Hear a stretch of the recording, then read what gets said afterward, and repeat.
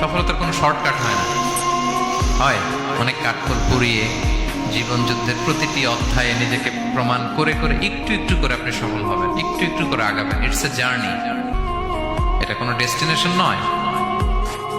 এবং সফল হওয়ার পথ পরিক্রমায় কোনো লিফট নেই, সিঁড়ি বেয়ে উপরে উঠতে হয়। কি বেয়ে? কিন্তু আমরা সফল হতে চাই কিভাবে? ডাইরেক্ট 100 তলায় তো আমি সফল, উপরে সবার উপরে আমি এইভাবে চাই সফলতা।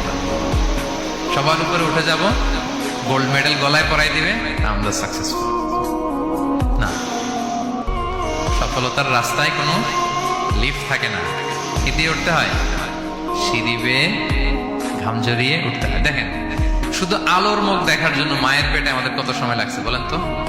জাস্ট একটু লাইট, হ্যাঁ, 9 মাস 10 মাস সময় লাগছে শুধু একটু আলো দেখবো আমরা।